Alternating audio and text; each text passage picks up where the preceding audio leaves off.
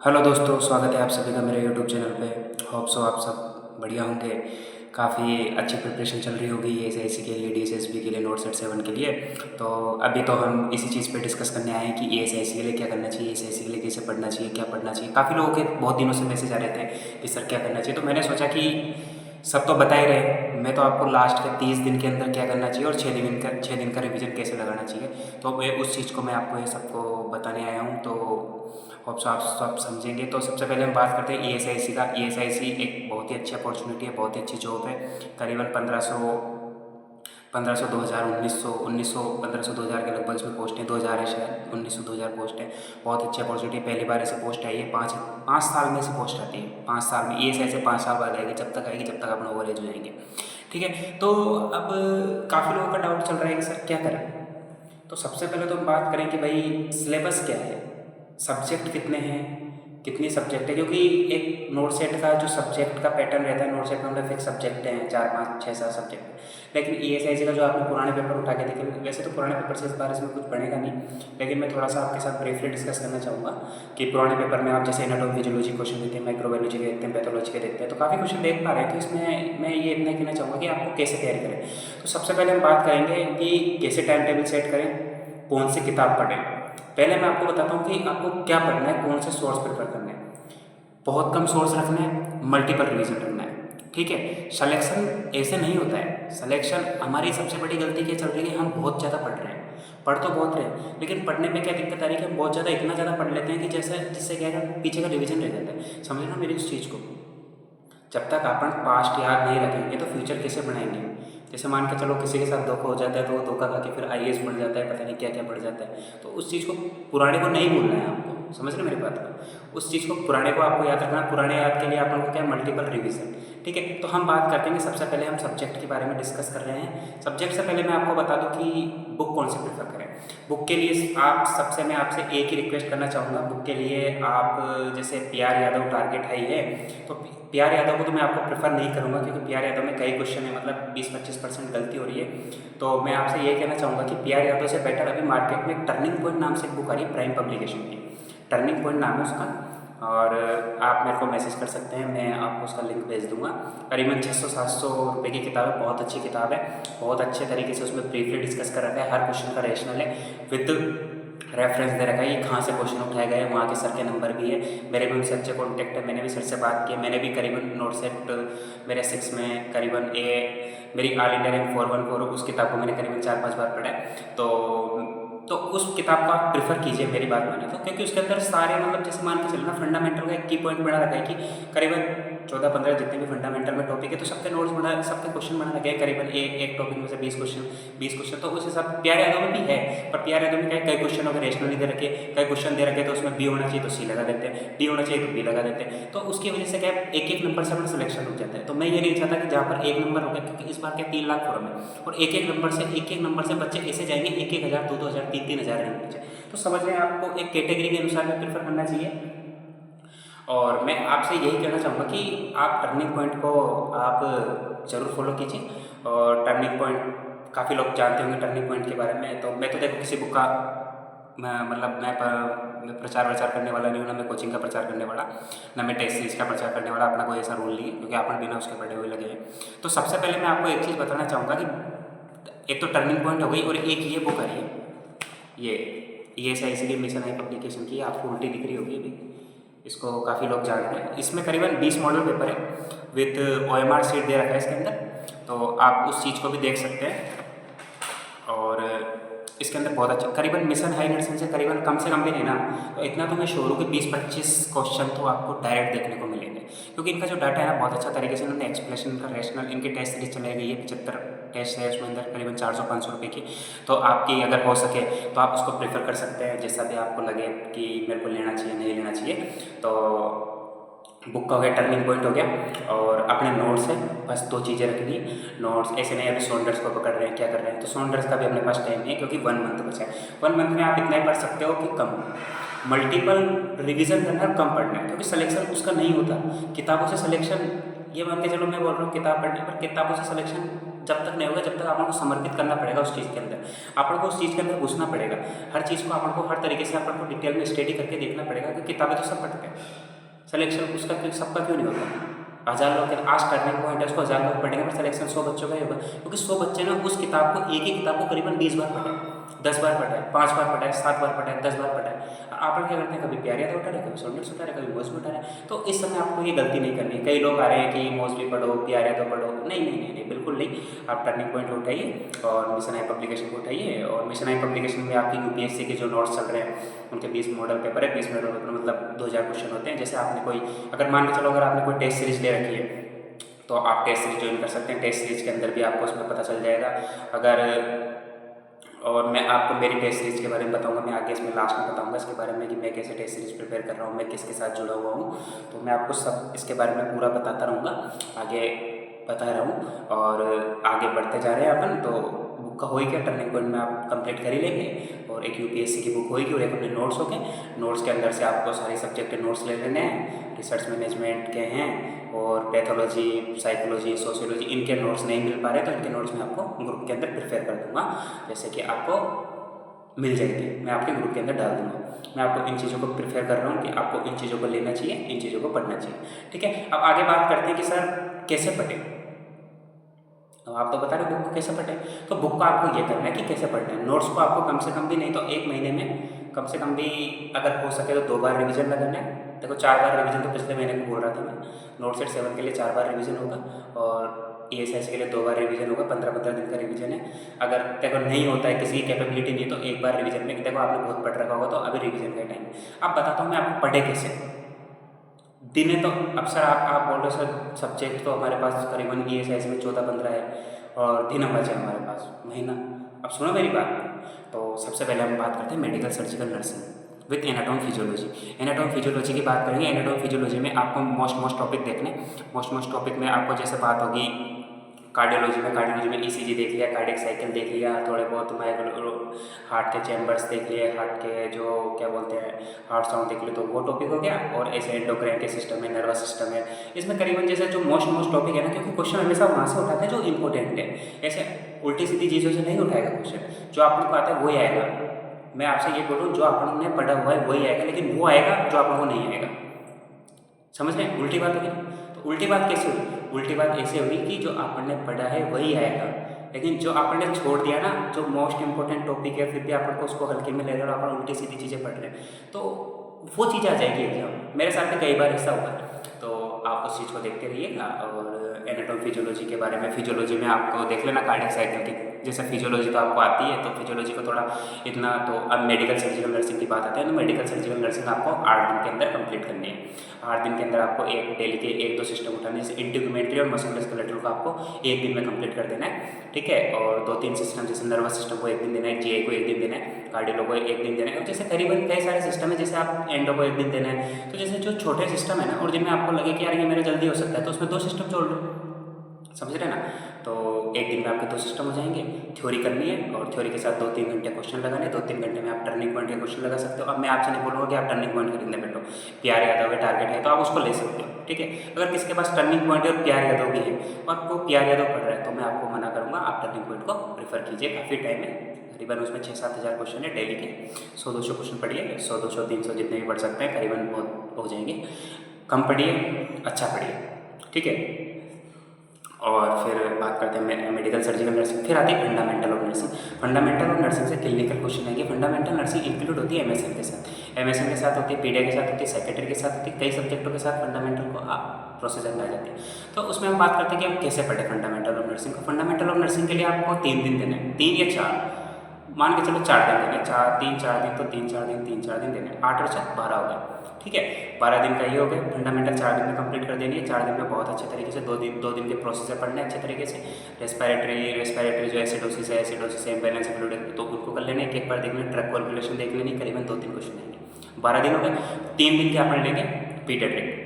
ठीक है, 3 दिन की पीडियाट्रिक में आपको क्या पढ़ना है, और मतलब करीबन 5-6 घंटे आपको जनरल पीडियाट्रिक पढ़नी है, और 2 घंटे की आपकी न्यूरोलॉजी के डिसऑर्डर है जो जनरल पीडियाट्रिक के डिसऑर्डर है, और करीबन 8-10 घंटे के डिजीज़ वाला पोर्शन है, उसको आपको कर लेना है, ठीक है। तो करीबन 1.5-2 दिन में पीडियाट्रिक, 2 दिन में पीडियाट्रिक हो जाएगी अच्छे तरीके से, बहुत अच्छे तरीके से पीडियाट्रिक हो जाएगी। अगर किसी के पास पीडियाट्रिक नहीं के नोट्स नहीं है तो आप सॉन्डर्स की प्रेफर कर सकते हैं। और जनरल पीडियाट्रिक सॉन्डर्स में थोड़ा अच्छा, थोड़ा मैं नहीं मानता कि अच्छा थोड़ा दे रखा है, तो उसके लिए आप नोट्स प्रेफर कर सकते हैं किसी भी शिवांगी नर्सिंग एकेडमी के, JD nursing academy, JD nursing के हैं, जिनोमिक के हैं, जो भी आपके पास, जो भी आपसे कोचिंग करे हुए हैं, जहाँ से आप भी करे हुए हैं, तो वहाँ से आप प्रेफर कर सकते हैं। तो पीडियाट्रिक उसकी हो गए अपने 15 दिन। 15 दिन के बाद साइकेट्री आती है। साइकेट्री आपकी 3 दिन की या 2 दिन की सब्जेक्ट है, 1 दिन के अंदर पूरी कंप्लीट साइकेट्री हो जाती है। साइकेट्री में डिप्रेशन है, मेनिया है, सिजोफ्रेनिया, इनको आपको बहुत अच्छे तरीके से प्रिपेयर करना है। मेनिया में जैसे फिंगर फूड वाला है तो उसको क्या प्रायोरिटी रहती है, डिप्रेशन में क्या प्रायोरिटी रहती है, सुसाइड की क्या प्रायोरिटी, सुसाइड की प्रिवेलेंस क्या है।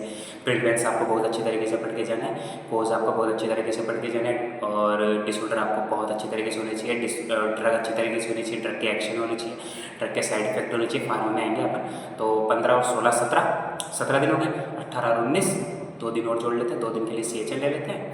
CHL में आपको जैसे प्रोग्राम हो गया, मेटालिटी, मोटिलिटी, मोबिलिटी ये हो गए, और 3 दिन की OBG होगी, तो करीबन 21-22 दिन में पहुँच गए। और फिर बचे आपके, फिर भी आपके 7-8 दिन बच रहे, तो उनके अंदर नॉर्मल सब्जेक्ट ले सकते हो आप, जैसे रिसर्च मैनेजमेंट एजुकेशन हो गया, ठीक है, उसको आप 2 दिन दे दो। माइक्रोबायोलॉजी को 1 दिन दे दो। माइक्रोबायोलॉजी के अंदर भी आपको हाइपर सेंसिटिविटी रिएक्शन, स्टरलाइजेशन और बैक्टीरिया कैसे काम करता है, प्रोटोजोआ, जो भी आपकी जो बेसिक चीज़ें हैं, जो आपको देख लेनी है। ज़्यादा डिटेल में माइक्रोबायोलॉजी नहीं पढ़नी, इतना नहीं आएगा आपने, ठीक है। उसके बाद अपन बात करते हैं पैथोलॉजी की, बात करते हैं पैथोलॉजी के अंदर जैसे जो वेरमर सिंड्रोम है, मल्टीपल एंडोक्राइन न्यूरोप्लेजिया है, कई सारे डिसऑर्डर है, जैसे सिंपल सिंड्रोम है। तो ये जो सिंड्रोम है जो आपको जैसे अमेजन मिल जाएंगे, जैसे नहीं मिलते हैं तो पैथोलॉजी के नोट्स आप टेलीग्राम पे जहाँ भी आपको मिल सकते हैं वो मिल सकते हैं, मैं भेज दूँगा आपको, ठीक है। ऐसे करके 25 या 30 दिन में आपका पूरा सिलेबस कंप्लीट हो जाएगा। और जैसे आपके 5 दिन बच रहे महीने में, तो आप फिर उस चीज़ का रिवाइज कीजिए। मल्टीपल नई चीज़ यूज़ नहीं करनी है, नई चीज़ को बिल्कुल यूज़ नहीं लेना है, जो भी है उसको बार बार पढ़ना है। अगर कोई चीज़ छूट रही है ना तो उसको छूट जाने दो। जैसे आप किसी भी टॉपर से बात करोगे तो वो ये नहीं कहेगा एग्जाम से पहले कि मेरा सिलेबस कंप्लीट था। सिलेबस किसी का कंप्लीट नहीं होता है, ठीक है। उसके बाद बात करें कि अपन कि सर 7 दिन का रिवीजन बच रहा है, उसमें 7 दिन के रिवीजन में आपको कैसे करें। 7 दिन के रिवीजन में आपको सारे जो जुलाई का बचेगा अपने पास में, जून जुलाई का जो 7 दिन का बचेगा, 7 दिन के अंदर आपको सारी कॉपी किताब अपने पास रखनी है और ऐसे पढ़ना है जैसे रामायण पढ़ रहे हैं, हाँ भाई ये पहला पेज, दूसरा पेज, पहला तीसरा पेज, जैसे एक बार रिवीजन हो गया। और दूसरी बार रिवीजन, आज मेरे पास कई लोगों के फ़ोन है, आज के दिन की बात कर रहा हूँ, तो उनके एक ही शिकायत हो रही थी कि सर हम जब भी एग्ज़ाम देने जाते हैं ना तो हमारे साथ ये होता है कि हमको 2 ऑप्शन एक जैसे लगते हैं। क्यों लगते हैं? सब जब 2022 का एग्ज़ाम निकाला, 2022-23 का, तो उसमें भी मेरे साथ क्या हो रहा था, मेरे को 2 ऑप्शन तो अपने आप एलिमिनेट हो जाते हैं। तो अपने को वो दिक्कत होती है कि अपन रिवीजन करते हैं ना, वो अच्छी तरीके से नहीं कर पा रहे। रिवीजन कैसे करें? रिवीजन करने के लिए पहली बार जब आप किसी चीज़ को पढ़ रहे हो तो पहली बार तो उस चीज़ को पढ़ ही लेनी है, और दूसरी बार जब आप रिवीजन करो तो कॉपी बंद करके रिवीजन करना है। जैसे मेरे पास ये कॉपी है ना, जैसे मैंने इसको पढ़ लिया कि एक light is return the unit recovery after thyroidectomy, ये पढ़ लिया, तो मैंने इसको पूरा पढ़ लिया एक बार। फिर मेरे को एक बार कॉपी बंद करके ऐसे लगा के एक लाइट थायराइडेक्टोमी का आया, ऐसे ऐसे करके ऐसे याद करना। अगर आप ऐसे याद करने लग जाओगे ना तो आप ऑप्शन के आदी नहीं रहोगे। ऑप्शन आएगा ना, जैसे ऑप्शन आया तो आप डायरेक्ट उसको देख के आप उसको टिक लगा दोगे, ठीक है। तो जैसे टिक लगाओगे ना तो फिर आपको कॉन्फिडेंस रहेगा, कॉन्फिडेंस हाई लेवल हो जाता है उस टाइम, जैसे आपको क्वेश्चन आते हैं तो कॉन्फिडेंस आपको लो रखना है। आज मेरे 414 रैंक आई है, तो कॉन्फिडेंस मेरा बहुत बढ़िया था। उसकी वजह, अगर मैं कॉन्फिडेंस नहीं बढ़ाता तो मैं टॉप 100 में आ सकता था, क्योंकि मेरे करीबन 8-10 क्वेश्चन गलत हुए जो मेरे को आते हुए थे, ठीक है। एग्जाम के नोट सेट मेंस में 3 क्वेश्चन ऐसे थे जो मेरे को नहीं आते थे। देखो नोट सेट की बात, अपन नोट सेट एंड अभी ESIC का पूरा फोकस चल रहा है, तो ESIC के अंदर आपको मैंने सब्जेक्ट के बारे में बता दिया, आपको सिलेबस के बारे में बता दिया, आपको कैसे पढ़ना है, कौन सी किताबें पढ़नी है और कितना कितना टाइम देना है, कैसे कैसे क्या करना है। अब बात करते हैं टाइम टेबल की बात। देखो टाइम टेबल तो आपको पढ़ना पड़ेगा। देखो मेरी बात मानो, 2 महीने की 1 महीने की मेहनत मेरे कहने पर कर लो। तो कैसे पढ़ना है आप सुनो मेरी बात, कैसे करनी है। सुबह करीबन 7 बजे तक उठ जाना है, 7 से 8 आपको एक टेस्ट का रिव्यू करना है। मेरी बात मानो, टेस्ट देने की ज़रूरत नहीं है इतनी। देखो कोचिंग वाले अपना प्रचार करते रहते हैं टेस्ट दो, तो मेरा कहना मतलब टेस्ट देने की इतनी ज़रूरत नहीं है, क्योंकि अपना अलग ही दिमाग चलता है, टेस्ट सीरीज से क्वेश्चन नहीं आते हैं। आप को रिव्यू करना है, आप को सिलेबस समझना है। जैसे इंटीग्यूमेंट्री पढ़ा तो इंटीग्यूमेंट्री का टेस्ट खोला, उसको रिव्यू पे दबाया, उसके सारे डायरेक्ट ऑप्शन खुल गया, डायरेक्ट वो देख के 100 क्वेश्चन कंप्लीट, इंटीग्यूमेंट्री कंप्लीट। उसकी थ्योरी पढ़ ली, ठीक है, तो वो पूरा कंप्लीट हो गया, ठीक है। ऐसे टेस्ट सीरीज लगा लेनी है। फिर 2-3 घंटे फिर नोट्स पढ़ने 12 बजे तक, फिर 12 बजे खाना वाना खा के नहा लेना है। बीच में सुबह जल्दी नहा लिया करो यार, अभी तो गर्मी पड़ रही, बहुत टेम्परेचर कितना बढ़ रहा है, तो जल्दी नहा लिया करो 7-8 बजे अभी तक।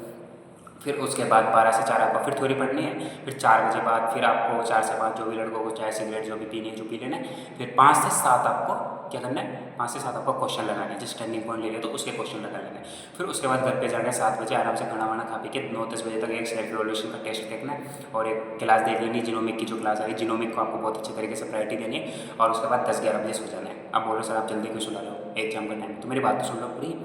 एग्जाम का टाइम पे आपको 2 बजे का अलार्म सेट करना है, 2 बजे से 7 बजे तक, 6 बजे तक आपको पढ़ना है, करीबन 5। देखो मैंने लास्ट के टाइम पे सब बोल रहे थे तेरे 2 महीने में तेरा तो कुछ था ही नहीं, मेरा 2 महीने की मेहनत है, मैंने 2 महीने डेली है ना 2-2 बजे उठ के पढ़ा हूँ रात को, झूठ मानोगे लेकिन रात को डेली 2 बजे अलार्म भर के रात को चाटे देता था, अरे भाई उठ जा, अरे भाई उठ जा, अरे भाई उठ जा। तो इस तरीके से मेहनत करी मैंने, ठीक है। और जैसे मेहनत करते हैं तो मेहनत का परिणाम इतना, जब PDF आती है ना तो PDF में जब अपन अपना रोल नंबर देखते हैं तो इतना खुशी होती है ना कि मैं आपको बता नहीं सकता उस चीज़ की कितनी खुशी होती है। एकदम से जैसे आता है कि यार क्या यार कैसे जिंदगी हो गई, आज मैं हूँ, अब एकदम से मेरी पूरी लाइफ ही चेंज हो गई है। तो उस चीज़ को आपको अपनी 1 महीने की मेहनत है, क्योंकि ESIC जैसे जो अब मैं खुद ही सोच रहा हूँ कि मैं ESIC के लिए प्रिपेयर करूँ, मैं भी कल परसों, अभी मैं टर्निंग पॉइंट में लाइब्रेरी जाता हूँ, डेली लाइब्रेरी जाता हूँ और डेली पढ़ता हूँ, जैसा रूटीन है वैसा। लेकिन अभी मैं ज़्यादा ध्यान से पढ़ नहीं रहा जैसे पढ़ना चाहिए, जैसे अभी तो रात में जल्दी सो जाता हूँ, रात में वही आराम से उठता हूँ। जैसे मेरी आदत है, मेरी 2 बजे नींद खुल जाती है, तो आप कम से कम 1 महीने मेरे कहने पर 2 बजे उठिए, 2 बजे से अलार्म लगा के सोइए, चाय बनाइए, चाय बना के पीजिए, कॉफ़ी बनाइए, कॉफ़ी नहीं, चाय नहीं पी तो कॉफ़ी पीजिए, कॉफ़ी नहीं पी सकते हैं तो आपको जो भी लगे सेंट ऑफ फ्रेश है, चिंगम है, जो भी रखे मुँह में जो रख लो, ठीक है। पर 2 बजे उठ के आराम से अच्छी तरीके से आपको पढ़ना है, ठीक है। उसके बाद बात आती है कि सर पढ़ाई का टाइम टेबल भी हो गया सर, पर अब हमें कॉन्फिडेंस नहीं आ रहा सर, मेहनत तो बहुत कर रहे हैं। देखो कॉन्फिडेंस किसी में नहीं आता, जब तक आप मेहनत करते रहोगे ना, जब आपको लगे ना कि मेरे दिन छोटे पड़ रहे हैं, जब आपको लगे ना कि यार यूँ ही दिन निकल रहा है, तो सोच लेना कि यार सिलेक्शन के चांस 100% श्योर ऊपर जाते जा रहे हैं। समझ रहे हो ना उस चीज़ को, तो उस चीज़ को आपको अच्छी तरीके से प्रिपेयर करना है। तो मेरे को भी ऐसे दिन छोटे लगते थे, अब मेरा ऐसा लगता है कि यार अब टाइम ही नहीं निकलता, पहले यूँ 5 बज जाते थे, यूँ 7 बज जाते, यूँ 12 बज जाती थी, और अब तो टाइम ही नहीं निकलता, अब तो टाइम ही नहीं निकलता, अब तो पिक्चर देखने में, बातें करने में टाइम नहीं निकलता। तो उस चीज़ों को आपको हर तरीके से वो करना है। देखो मेरी इतना ही कहना है, अच्छी तरीके से बिल्कुल लोड नहीं लेना है, अच्छे से पढ़ना है, बहुत अच्छी तरीके से पढ़ना है, अपने लिए पढ़ना है, समाज के लिए पढ़ना है, परिवार के लिए पढ़ना है, माता पिता के लिए पढ़ना है, अपने माता पिता की मेहनत देखने की, माता पिता हमारे लिए क्या क्या कर रहे हैं, कैसे संघर्ष कर रहे हैं, इस गर्मी के अंदर माँ बाप कैसे अपने लिए पैसा कमा कमा के ला के दे रहे हैं और अपने घर में बैठ के मौज मार रहे हैं, तो ये बहुत गलत बात है, ठीक है। समझ रहे हो ना इस चीज़ को, मैं आपको ये नहीं कह रहा कि मैं आपको इमोशनली ब्लैकमेल क्या हुआ है, तो अपना ऐसा नहीं है, तो पर आप इस चीज़ को समझो, आप समझदार है, खुद 25-25 साल के हो गए और अभी अपनी शादी की उम्र होने वाली है, 2 दिन बाद शादी हो जाएगी, क्या खिलाएंगे अपन, कब तक माँ बाप के ऊपर निर्भर रहेंगे। तो आप लोग खुद के ऊपर डिपेंड होना है और अच्छी तरीके से करना है, हर तरीके से किसी भी चीज़ का लोड नहीं लेना है। अब बात करते हैं कि सर टेस्ट सीरीज का, टेस्ट सीरीज, मेरी टेस्ट सीरीज की बात करें तो मैं अभी BS nursing academy Gandhinagar Gujarat, उससे मैं जुड़ा हुआ हूँ और करीबन 3-4 कोचिंगों के से भी मेरे पास ऑफर है, लेकिन मेरा भी उनके साथ चल रहा है। तो अभी तो मैं BS नर्सिंग एकेडमी के साथ ही, जावेद सर है, तो आप 500 रुपये के अंदर वो ESIC की बैक टेस्ट लीजिए, 500 रुपये के अंदर बहुत अच्छे अच्छे क्वेश्चन डालते हैं हम लोग, बहुत अच्छा सेलेक्टेड क्वेश्चन डालते हैं, न्यू पैटर्न के ऊपर डालते हैं। और मैं आपको बता रहा हूँ पैटर्न कैसा आएगा, न्यू पैटर्न के ऊपर क्वेश्चन डालते हैं, जैसे 1, 2, 3 वाले बहुत अच्छे अच्छे क्वेश्चन हैं, आप उसको ले सकते हैं और अच्छी तरीके से आप अपनी प्रिपरेशन को बहुत हाई लेवल की कर सकते हैं। आप पैटर्न का बताते हैं सर 100 क्वेश्चन कैसे आएंगे, 100 क्वेश्चन के अंदर कम से कम भी नहीं ना तो 20-25 क्वेश्चन तो वो आएंगे, जैसे राजस्थान NHM और राजस्थान CHO का पेपर देखना आप, उसके अंदर आए थे 1, 2, 3, 2, 3 सही है, 3, 4 सही है, 1, 2, 5 सही है, तो वाले आएंगे, ठीक है। उसके बाद बात करते हैं कि सर 10 कम से कम 20 क्वेश्चन आएंगे अपने पास क्लिनिकल, तो हो गए 40 क्वेश्चन, 20 क्वेश्चन अपने पास आएंगे ईजी सिंगल लाइनर, ठीक है। सिंगल लाइनर में 1, 2, 3 बड़े ऑप्शन आएंगे तो आप लोग कर लेंगे, हो गए 60 क्वेश्चन।